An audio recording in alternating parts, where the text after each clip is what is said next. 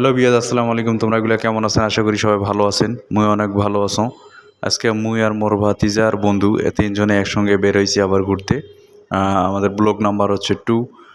আমরা আজকে বুঝতেই পারতেছেন আমরা আজকে কোন জায়গায় যাইতেছি। আমরা মূলত আজকে যাচ্ছি কারমাইকেলের উদ্দেশ্যে। কারমাইকেলে অনেক দিন আর কি ঘোরাফেরা হয় না। এটাই দেখতে পাচ্ছেন আমাদের লালবাগের চৌকির হাট।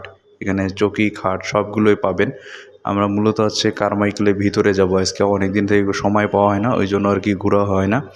এই জন্য আজকে আমরা কারমাইকেলে ঘুরতে এসেছি। আমরা তিনজন, আমি আর আমার ফ্রেন্ড আর আমার ভাতিজা, এই তিনজনে আসছি আজকে আমরা কারমাইকেলে ঘোরার জন্য।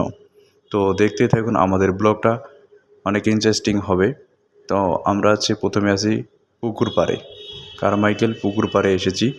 এখানে আর কি পুকুরটা অনেক দেখতে সুন্দর আর চারপাশে গাছগাছালি দেখার মতো আর কি।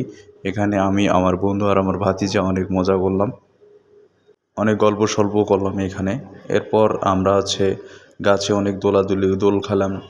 ছোটোবেলার কথা অনেক মনে পড়লো এখানে আসার পরে। ছোটোবেলার কথা অনেক মনে পড়লো। আমার ভাতিজা আবার ফির গাছে অনেক দোল খাইলো, আমি দোল খাইলাম।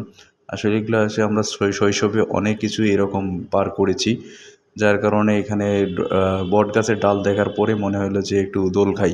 আসলে অনেক ভালো লাগলো, অনেক মজা লাগলো দোল খাওয়ার পরে। আমার ভাতিজা আবার ফির মেয়ে পাগলে, যে ভাতিজার পেছনে, ওটা ভাতিজার গার্লফ্রেন্ড হয়।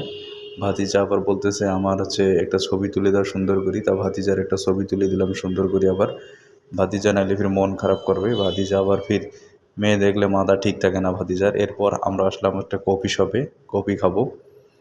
এরপর কফি বানাইলাম, গোল্ড কফি।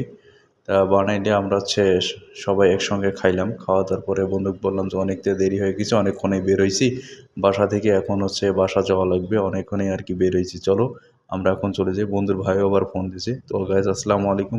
ব্লগখান ভালো লাগলে সবাই ফলো দিবেন।